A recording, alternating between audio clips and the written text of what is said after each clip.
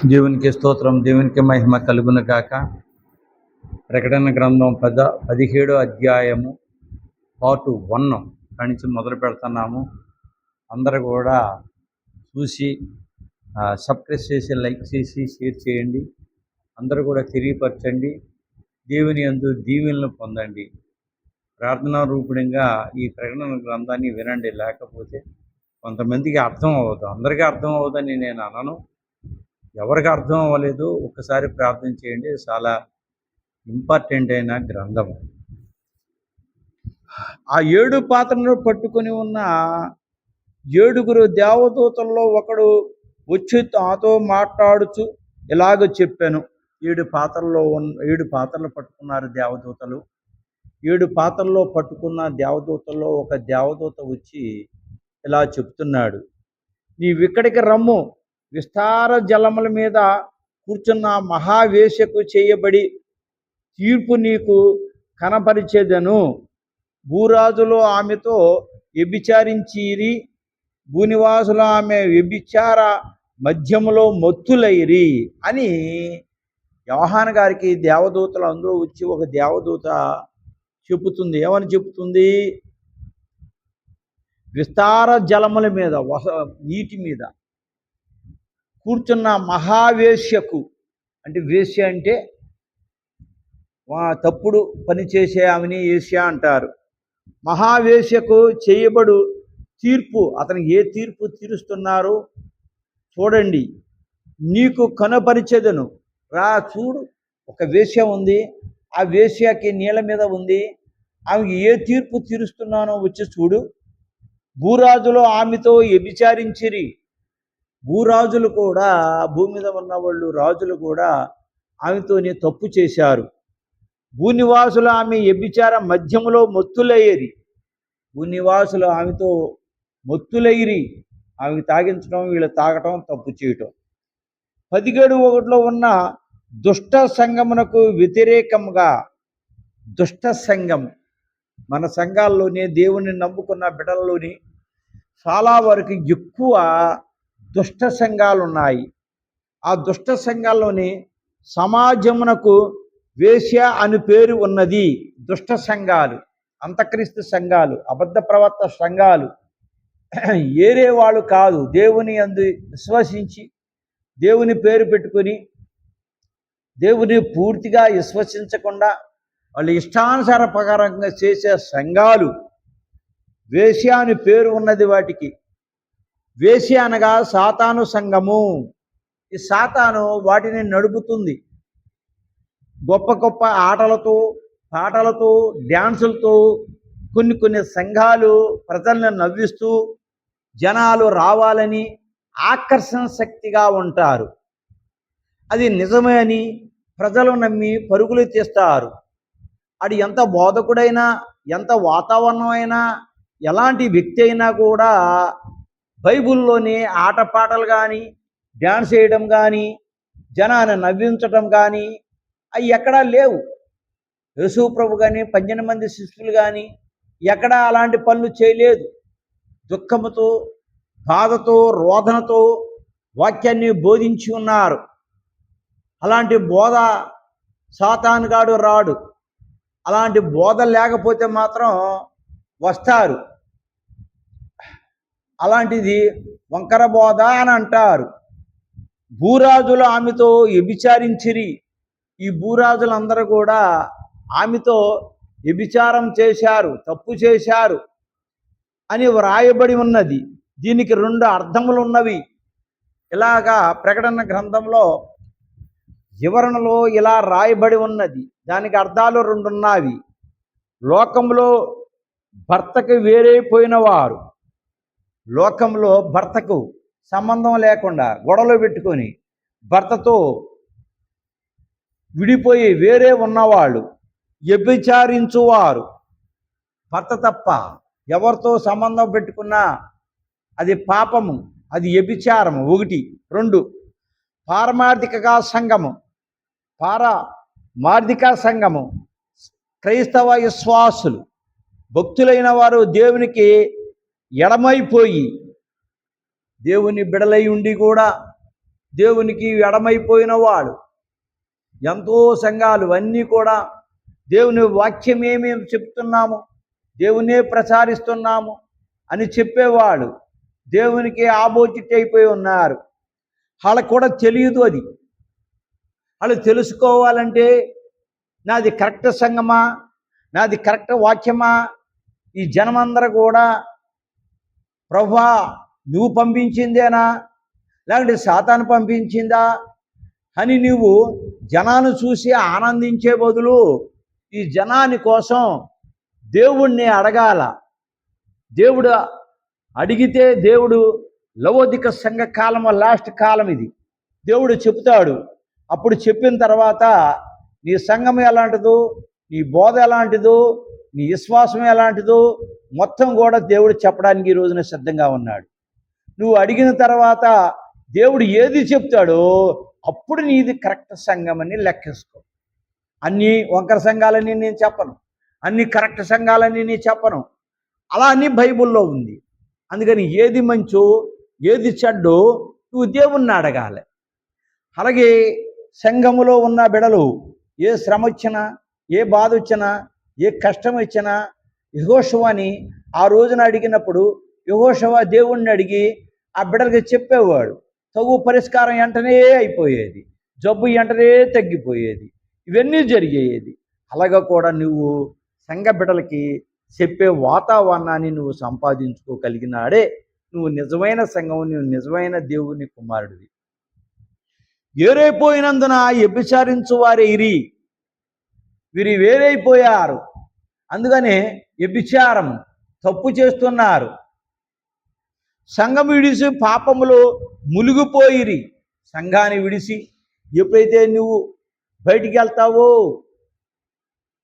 పాపములో మునిగిపోతున్నావు. కోడి పెట్ట ఉంది, గుడ్లు పెడుతుంది, పొదుగుతుంది.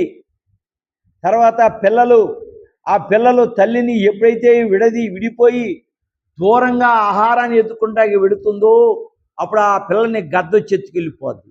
తల్లి సమక్షంలో ఉన్నంత వరకు దానికి ఏ భయం లేదు.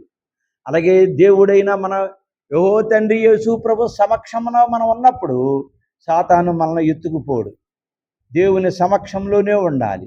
ఎలా ఉండాలి ఏమిటి దీని ముందే నేను చెప్పాను. అన్ని ఎపిసోడ్లో కూడా నేను ఈ మాటలు చెప్తూనే ఉన్నాను. దేవునితో సంబంధమని మునిగిపోయి, స్త్రీ అనగా స్త్రీ కాదు, నీరు అనగా నీరు కాదు, పాత్ర అనగా పాత్ర కాదు, వస్త్రం అనగా వస్త్రము కాదు. సాధారణంగా ఒక పదమునకు 3 విధములైన అర్థములు ఉన్నవి. ఒక్కొక్క అక్షరానికి ఒక పదానికి 3 అర్థాలు ఉన్నాయి. ఒక అర్థమే తీసుకుంటే మంచిది కాదు. ఆ పదాలు మంచి అర్థాలు, చెడు అర్థాలు రకరకాలు ఉన్నాయి. అవి ఏమిటో చూద్దాము. 1 ఆత్మార్థము. ఈ ఆత్మార్థము ఈ భూలోకం మీద ఈ భారతదేశంలో కొంచెం కూడా అర్థం చేసుకునే వాళ్ళు లేరు. యేసు ప్రభు భూమి మీద పాపుల కోసం వచ్చాడు, తన రక్తాన్ని చిందించాడు. ఆ రక్త పరిహారం అయ్యింది. ఆ రక్తం పరిహారం అవటంలోనే రక్షణ కలిగింది, పరలోక రాజ్యానికి మార్గమని చెబితే హేళన, నవ్వులాట. ఇది ఆత్మార్థం. ఎవరికీ అర్థం అవ్వదు. డైరెక్ట్గా మాట్లాడే వాళ్ళకే తెలుసు, కానీ అది తెలుసుకుంటారు. కానీ ఆత్మార్థానికి మాత్రం భారతదేశంలోనే దేవుని బిడలకు ఒక్కళ్ళే, పరిశుద్ధాత్మ ఆళ్ళలో ఉన్న ఒక్కడికే అర్థమవుద్దే కానీ వేరే వాళ్ళకి ఎవ్వరికీ అర్థం అవ్వదు. 2 అంతార్థము. హృదయములో అంతార్థము కావాలి. దేవుడు మాట్లాడతారు వాళ్ళతో, దేవుడు పలకరిస్తాడు, దేవుడు స్వరం వస్తుంది. దర్శనాలు. కొంతమంది బోధకులు దర్శనాలంటే అబద్ధము, సైతానంటే అబద్ధము, తర్వాత శాతిబళ్ళంటే అబద్ధము, పిశాచులంటే అబద్ధము. ఈ బోధకులు అలా చెప్పి మాయ చేసి డబ్బు సంపాదించుకుంటున్నారన్న వాళ్ళు ఎక్కువ మంది ఉన్నారు. అదే బయట వాళ్ళు కాకుండా దేవుని బిడలు కూడా అలాగే చెప్తున్నారు. ఎందుకంటే అలాగే ఆ శక్తి లేదు, వదిలించే శక్తి లేదు గనుక వాళ్ళు అలా చెబుతున్నారు. బైబిల్లో ఏదైతే రాసిందో అవన్నీ కూడా 100% కరెక్ట్. ఒక ఒత్తైనను, ఒక సున్నైనను, ఒక అక్షరమైనను తీయకూడదు, కలపకూడదు అని బైబిల్లో ఉంది. మరి అయ్యి అబద్ధాలు అంటారేంటి? ప్రవక్తల దర్శనాలు చూసేవాళ్ళు ఆ రోజుల్లోనే ఉన్నారు, ఈ రోజులో అబద్ధము అని అంటారు. ఈ రోజుల్లో ఎందుకు లేదు?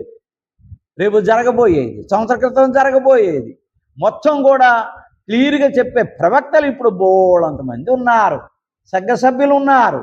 నమ్మండి, మీరు కూడా ఆ జీవితాల్లోకి నడవండి. 3, అక్షరార్థము. ఈ అక్షరము ముందు పైన పలికిన అక్షరానికి అర్థాలు, లౌకిక అర్థము. దేవునితో ప్రజలతో లౌకికము ఉంటాము, ప్రజలతో లౌకికము మనకు పనికిరాదు. దేవునితో లౌకికము ఉండాలి. నువ్వు బోధ చెప్తే దేవునికి నచ్చాలి, నువ్వు దర్శనం చూస్తే దేవుడిచ్చిన దర్శనమే ఉండాలి, నువ్వు మాట్లాడితే దేవుని మాటే మాట్లాడే ఉండాలి. దేవుని వాక్యము చెప్పుకున్నప్పుడు ఆత్మార్థము అవసరం. దేవుని వాక్యము ఎప్పుడు కూడా ఆత్మతో ముడిపడి ఉంటుంది. ఆత్మార్థం చాలా అవసరం. ఆ ఆత్మార్థం డైరెక్ట్గా దేవుని నమ్ముకున్న పరిశుద్ధాత్మ ఉన్న బిడ్డలే తెలుసు, కానీ అందరికీ తెలియదు. అది రకరకాలుగా అని అంటారు. గొర్రెలు అని అన్నారు. ఆ గొర్రెలు అంటే ఏమిటి? దానికి అర్థం గొర్రెలు అంటే గొర్రెలే అంటున్నారు. గొర్రెలే కాదు, గొర్రెలు అంటే పెళ్లి కుమార్తె. గొర్రెల కాపరి ఎవరు? యేసు ప్రభు, పెళ్లి కుమారుడు. గొర్రెలు అంటే వధువు సంఘము.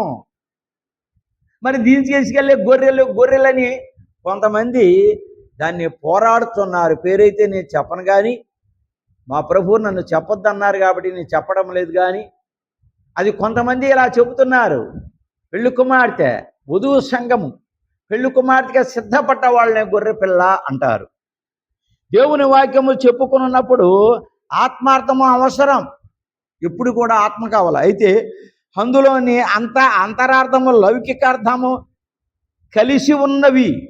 లౌకికం, ఈ లోకంలో లౌకికం కుదరదు, కలిసి ఉండటం కుదరదు. పరిశుద్ధ ఆత్మతో మనం మాట్లాడాలి, దేవుని మాటలే మాట్లాడాలి.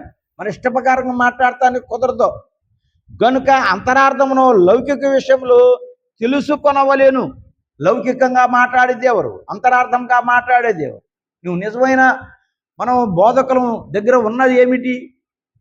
సిల్లంగి మాటలు, తర్వాత సంఘాన్ని పక్కపక్క నవ్వించే మాటలు, రాకడ కాలం సూచనలు. అయితే ఇది చాలా గందరగోళ వాతావరణం ఏర్పడి ఈ రోజుల్లో, రాకడ రోజుల్లో మరి ఈ రూపంగా ఉంటే దేవుడు ఎన్నో కష్టాలు పడి అతను శిలువ మీద ఎక్కి అతని రక్తం కార్తే అతను నవ్వాడా?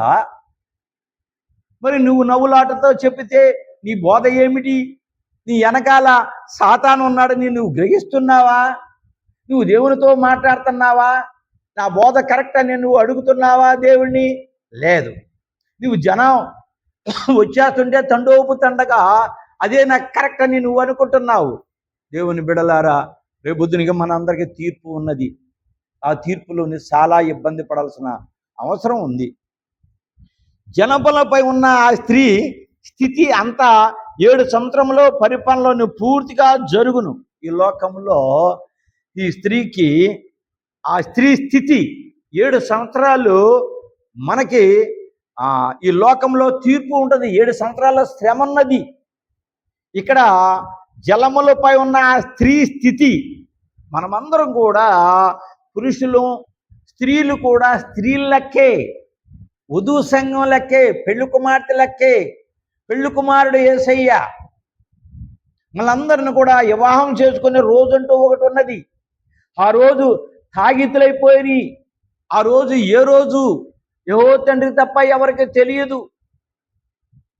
వధువు సంఘమైన ఈ లోకములో మరణించిన వాళ్ళు, బ్రతికిన వాళ్ళు కూడా రాకడ బోర ఊదకానే పరలోకములో అడుగు పెట్టే సమయమే వివాహ సమయం. యేసు ప్రభు మనందరం కూడా పెళ్లి చేసుకునే సమయము, ఆ పెళ్లి చేసుకునే కాపురం ఉండే సమయం. ఆ కాపురం అనగా ఏమిటో తెలుసా? అతను వాక్యము, బైబుళ్ళు కానీ, పాత పుస్తకాలు కానీ, పాత బైబుళ్ళు కానీ పక్కన పెట్టి అతను వాక్యం చెప్తే ఆ వాక్యము మనం జాగ్రత్తగా వినటమే వధువు సంఘము యొక్క సంసారం. యేసు ప్రభు సంసారం.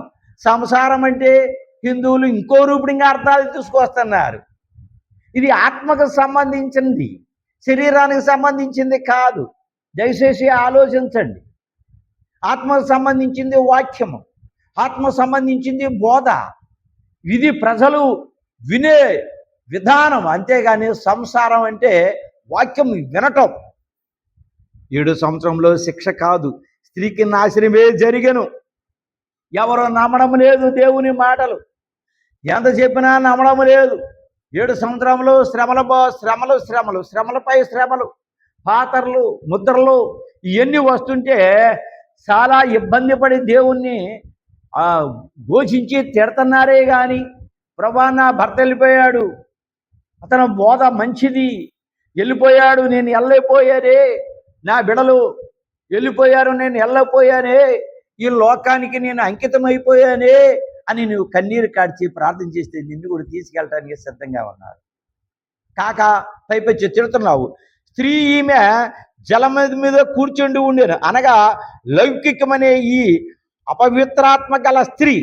లౌకికము, ఈ లోకంలో లౌకికము. అందుకని సామెతల గ్రంథం కూడా చెప్తుంది, స్త్రీ మాటలు కత్తి కంట పదునైనవి అని చెబుతుంది. స్త్రీ ప్రజలందరి మీద రాణిగా నుండి ఏలుబడి చేస్తున్నది. యెజబెలు రాణిగా ఉండే యెజబెలు చేసి అషరా దేవతల్ని, మనుషుల్ని 450 మంది ఏలియా కన్మేలు పర్వతం కాడికి తీసుకెళ్ళి కోత కోశారు. దానికి యెజబెలు ఏలియాని సంపాలని ఎంతో ప్లాన్ వేసింది. బదిరీ వృక్షం కిందకు పడుకొని ఉన్న ఏలియా నడిచి ఉరికి ఉన్నప్పుడు, అక్కడ పడుకొని నిద్రపోయినప్పుడు దేవదూతలు వచ్చి లేగు అనేటప్పటికి, అయ్యా నేను తప్పు చేశాను, నన్ను ఇంకా ఈ లోకాన్ని సాలించుకుంటాను, చంపండి అన్నప్పుడు, కాదు ఇక చాలా ప్రయాణం ఉంది, నువ్వు 40 రోజులు రాతులు పగలు అరణ్యంలో నడవాలి, లెగు, ఈ బుడ్డిలోని నీళ్లు తాగు, ఈ రొట్టె తిను, ఇదే నీకు బలమా. 40 రోజులు కూడా నీ లేపి అతన్ని బదిరీ వృక్షం కింద లేపి అడవిలో నుంచి నడవటానికి పంపించారు. బదిరీ వృక్షం అనగా రేగు చెట్టు. సమస్తములు 3. 1 దేవుని కృపకు సమస్తము, దేవుని కృపకు సమస్తము. ఈ లోకంలో లాస్ట్ సమయము సమస్తము. 2 చెడులకు సమస్తము, చెడుగుని ఖండించటానికి. చెడు వచ్చేసింది, ఎవరు చెప్పినా వినడం లేదు, వాళ్ళ ఇష్టాన ప్రకారంగా ప్రవర్తిస్తున్నారు, చెడుగు. 3 వేశ్యకు సమస్తము, వేశ్య రోజులు అయిపోయినాయి. తప్పు చేసిన వాళ్ళు తప్పుని క్షమించమని దేవుని పాదాల దగ్గర కన్నీరు కార్చి అడిగితే నేను క్షమించడానికి ఈ రోజున సిద్ధంగా ఉన్నారు. అది ఈ రోజే సమయము, ఈ మంచి సమయము. ఈ సమయము పోతే రేపొద్దునికి నీకు దొరకదు. ఇప్పుడు గాడిద మీద వచ్చాడు దేవుడు, సాధు రూపంగా వచ్చాడు, రేపు గుర్రం మీద కత్తిని పట్టుకొని వస్తున్నాడు. ప్రభువా నాకు తెలియదంటే అతను ఊరుకునే టైప్ కాదు. భూమి మీద వధువు సంఘం ఉన్నది, వధువు సంఘమునకు క్రీస్తు అనే వరుడున్నాడు. ఈ భూలోకం మీద వధువు సంఘం ఉన్నది. ఆ వధువు సంఘం కోసమే ప్రభు ఈ లోకానికి వచ్చాడు. వధువు సంఘం ఏ సిద్ధాంతాలు ఉండాలో ఈ భూలోకములో వచ్చి చూపించి, మాదిరిని చూపించి, ఇలా ఉండండి అని చెప్పి పరలోకానికి వెళ్ళారు. వధువు సంఘం ఇంకా భూమి మీద ఉంది. కొంతమంది ఈ భూలోకాన్ని విడిచి వెళ్ళారు. వారికి ఒక పట్టణం ఉన్నది. ఈ వధువు సంఘానికి మంచి పట్టణం ఉన్నది. ఆ పట్టణమే నూతన యెరూషలేము. ఈ నూతన యెరూషలేము మధ్యాకాశములో కట్టబడి ఉన్న నూతన యెరూషలేము. 12 పిల్లర్స్ మీద 12 గుమ్మాలు. ఈ 12 పిల్లర్స్ మీద 12 ప్రవక్తలు, బోధకులు, పాత నిబంధన కర్తలు. వాళ్ళ పేర్లు కూడా వివరంగా ఎఫెసీయులోని వెనకాల నేను చెప్పి ఉన్నాను. అవి చూస్తే మీకు అర్థమవుద్ది. 12 మంది పాత నిబంధన కర్తలు. పిల్లర్స్ మీద వాళ్ళ పేర్లు వజ్రవైడూరాలతో, నిర్గమకాండములో ఉన్న వజ్రవైడూరుతో చెక్కబడి ఉంటుంది. తర్వాత 12 గుమ్మాల మీద కొత్త నిబంధన కర్తలు. అపోస్తుల కార్యములో ఫస్ట్ నుంచి చూస్తే వీళ్ళు పేర్లు ఉన్నవి. వీళ్ళు కూడా ఆ పేర్ల మీద వజ్రవైడూరాలతో చెక్కబడి ఉన్నది. అటు రంగులు వేరు, ఆ రంగులోని పెళ్లి కుమార్తె తిరిగే సమయము. అలాగే నేడును వేశ్య అనే సంఘమున్నది. ఈ భూలోకం మీద ఒక వేశ్యని ఏర్పాటు చేశారు. ఎందుకు చేశారు? బైబుల్ బదులు వేశ్య బైబుల్ ఒకటి తయారవుతుందో సాతాను చేస్తున్నాడు. పాటలు వేశ్య పాటలు తయారు చేస్తున్నట్టు చేస్తారు. ఇవన్నీ కూడా తర్జుమా చేస్తూ ఉన్నారు. దానికి అంతక్రీస్తు అనే వరుడున్నాడు.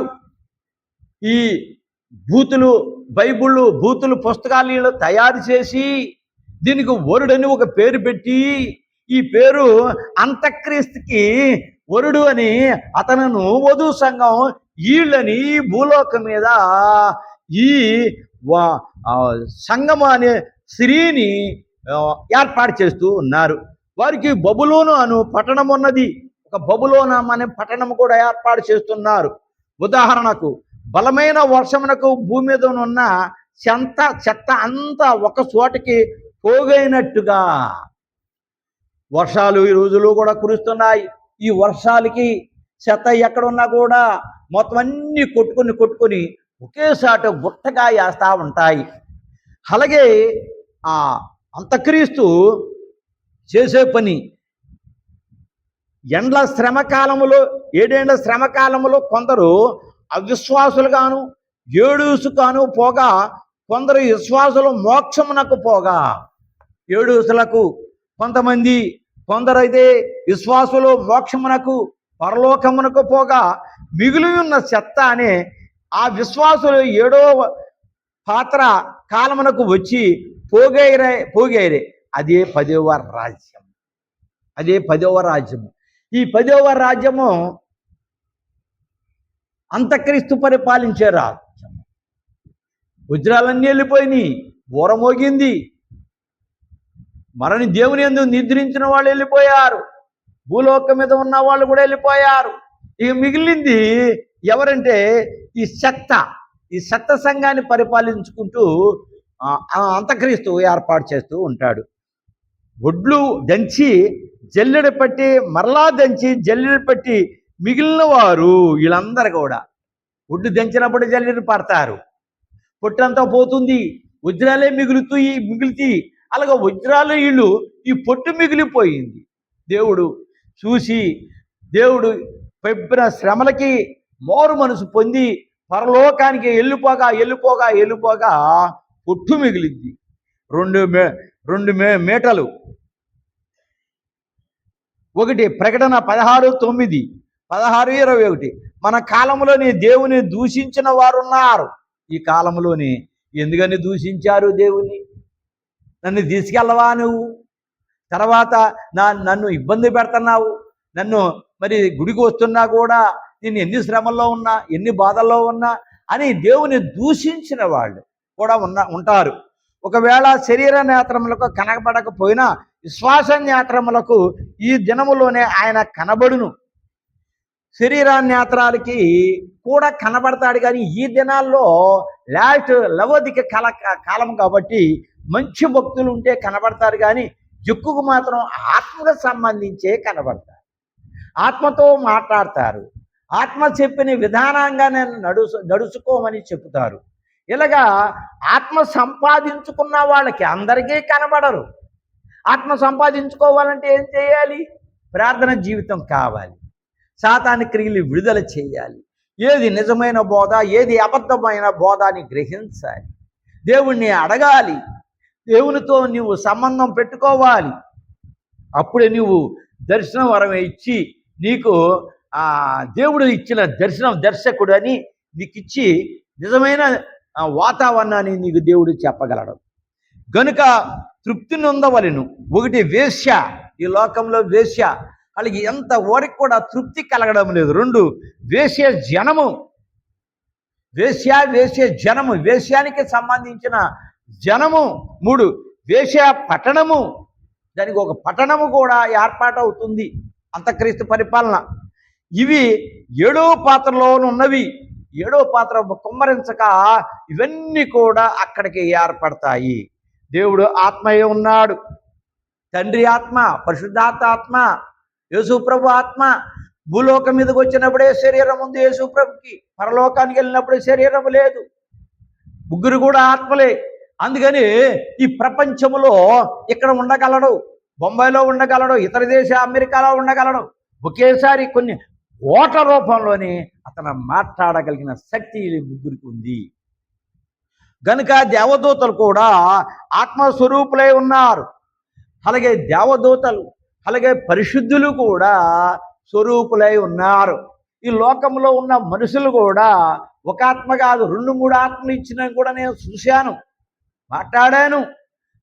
అందుకు దేవునికి స్తోత్రం, దేవునికి మహిమ కలుగును గాక. అలాగే మరి పరిశుద్ధులు ఉన్నారు, దేవదూతలు, వీళ్ళందరూ కూడా 3 ఆత్మలతో మాట్లాడతారు. అలాగే అందరికీ కనబడతారు. అలాగే సంఘము ఆత్మ సంబంధమైనది. ఇప్పుడు కూడా వాక్యం చెప్తుంటే 2 భావాలు ఉన్నాయి. శరీరానికి సంబంధించింది, ఆ శరీరానికి సంబంధించింది కంటితో చూసేది, హృదయం అనే కంటితో చూసేది ఆత్మకు సంబంధించింది. అది ప్రతి ఓడు కూడా అర్థం చేసుకోవాలి. అర్థం చేసుకోకుండా ఏదో మాట్లాడితే దీనికి కరెక్ట్ అయిన క్వశ్చన్ కాదు. బైబుల్ ఆత్మ సంబంధమైనది. బైబుల్ అంతా కూడా ఆత్మ సంబంధమైనది. పరమగీతంలో అంతా కూడా బూతులు బైబుల్ అని అంటున్నారు. పరమగీతము పెళ్లి కుమార్తె వరస, అది ఆత్మకు సంబంధించింది. మీ ఇష్టప్రకారంగా అనుకుంటే సుఖం లేదు. ప్రకటన గ్రంథం అది గుండెకాయ లాంటిది. అందులోనే అన్ని వివరాలు ఉన్నాయి. 65 పుస్తకాల్లో ఉన్నాయి, అన్నీ అందులో ఉన్నాయి. అది శరీరానికి సంబంధించింది కాదు, ఆత్మకు సంబంధించిందిగా వినాలి. ఇప్పుడు నేను చెప్పే బోధ కూడా మీరు శరీరం సంబంధించినట్టు మీరు ఆసామేసగా అన్ని చూసినట్టు చూస్తే అస్సలు అర్థం అవ్వదు. మీరు ఆత్మ సంబంధించిగా చూడాలి, ప్రార్థన చేసుకొని చూడాలి. అప్పుడు మీకు క్లియర్గా అర్థమవుతుంది. అలాగే సైతాను దూతలు కూడా ఆత్మలే. సాతాను దూతలు కూడా ఆత్మలే. వీటి కూడా శరీరము లేవు. వీరి జీవితము దురాత్మ జీవితమే. ఈ జీవితాలు కూడా దురాత్మలే. వీరి గ్రంథంలో దురాత్మ సంబంధమైనవి. ఇందాకే చెప్పాను కదా, బైబుల్ బదులు బైబుల్, పాటల పాత పుస్తకములు, ఇవన్నీ కూడా బూతులతో తయారవుతున్నాయి. అవి తయారయ్యి అంతక్రీస్తు అబద్ధ ప్రవక్త విడుదల చేస్తూ ఉంటారు. ఆజ్ఞలు దురాత్మ జీవితమే. ఈ ఆత్మలన్నీ కూడా దురాత్మ జీవితమే. ఎందుకంటే ఆ రోజున యెహోవా తండ్రి సింహాసనం మీద లూసిఫర్ కూడా నాకు సింహాసనం కావాలన్నప్పుడు, అప్పుడు కొన్ని దేవదూతలు లూసిఫర్ వచ్చేసి గనుక ఈ దురాత్మలైనవి. వాని నివాసము దురాత్మ సంబంధమైన నివాసము. దురాత్మలు కూడా ఒక నివాసము, వాటికి సంబంధించినవి ఉంటాయి. దీనికి ఒక మతం ఉన్నది, దాని కూడా ఒక మతం ఉన్నది. అది లౌకికము. జనాన్ని లౌకికంగా నేనే దేవుణ్ణి, నేనే సర్వశక్తి కలిగిన వాడిని, నేను తప్ప ఎవడూ లేడు అని లౌకికంగా మనుషులను లాక్కు రావడం. రేపొద్దునికి క్రైస్తవులు కూడా మోసపోయే స్థితి ఉన్నది. ఎక్కడ పడితే అక్కడ రాళ్ళు అవన్నీ కూడా మాట్లాడే శక్తిని మరి ఏర్పాటు చేస్తూ ఉంటాడు అంతక్రీస్తు. అప్పుడు ఈ నిజమైన దేవుడు మనకి ఏది కావాలంటే అది ఇస్తున్నాడు అని అక్కడ మోసపోవడానికి చాలా ఆస్కారాలు ఉన్నాయి. అందుకని ప్రకటన గ్రంథాన్ని ప్రకటించమన్నాడు దేవుడు. ప్రపంచం మొత్తం అంతా అన్ని భాషల్లో పంపుతానన్నాడు, అన్ని భాషలకి తెలుపుతానన్నాడు. అందుకని సాధ్యమైనంత వరకు ఇవన్నీ కూడా చేసి లైక్ చేస్తే ముందుగా ధన్యులవుతారు. దురాత్మ మతము, ఆ మతాలు కూడా వేరు. దురాత్మ మతాలు ఒక దారి నుండి క్రీస్తు మతమును, మరి ఒక దారి నుండి సాతాను అంతక్రీస్తు మతమును, ప్రభులను ఒక పక్క నుంచి దేవుని శక్తి ప్రబలమవుతూ ఉంటుంది. ఒక పక్క సాతాను శక్తి ప్రబలమవుతూ ఉంటుంది. 2 ఆత్మలు ఈ రోజుల్లోని ఈ గుడిలు ఎన్నో గుళ్ళు ఉన్నాయి, ఎన్నో సంఘాలు ఉన్నాయి. ఇన్ని సంఘాలు, ఇన్ని గుళ్ళు కూడా అన్నీ కూడా దేవుని అని ఆనందభరితులైపోతున్నారు బోధకులు. అది తప్పు. ఎందుకంటే ఒక రోగి వచ్చింది, లేక ఒక సాతాను పీడింపు వాళ్ళని పట్టుకొని పీడిస్తూ ఉన్నారు. అలా నువ్వు క్లియర్ చేశావా? రోగిని క్లియర్ చేశావా? నీకు చేస్తే నువ్వు దేవుని బిడ్డవి, నువ్వు లేకుండా ఏదో నామకార్థంగా చేసి పంపించేస్తే అది మాత్రము ఇది దేవుని శక్తి కాదని, ఈ భూలోకం మీద అంతక్రీస్తు శక్తి అని, దురాత్మల శక్తి అని నువ్వు గ్రహించాలి. ప్రబలి ఈ మతములు 7వ పాత్ర యొద్ద సమస్తయగును. ఈ మతాలు ఇవన్నీ కూడా దేవుని కానీ 7వ పాత్ర కుమ్మరించగా వెంటనే అవన్నీ కూడా నాశనం అవుతాయి. సమస్తమని యోహాను వ్రాసని, ఈ లోకంలో ఉన్నాయన్నీ కూడా సమస్తము అని యోహాను గారు క్లియర్గా రాశారు. దేవునికి స్తోత్రం, దేవునికి మహిమ కలుగును గాక. కొద్ది మాటలు దేవుడు దీవించి ఆశీర్వదించును గాక. ప్రభా నీ పాదాలకే స్తోత్రములు ఆయన. ఇది ఎవరైతే షేర్ చేసి లైక్ చేసి నా ప్రభా అందరికి తెలియపరుస్తున్నారో ఆ బిడ్డలందరినీ కూడా దీవించి ఆశీర్వదించి వాళ్ళకి రావాల్సిన దీవెనలు రప్పించి దీవించమని యేసు నామములో బ్రతిమాలాడి అడుగుతున్నాము తండ్రి. ఆమేన్.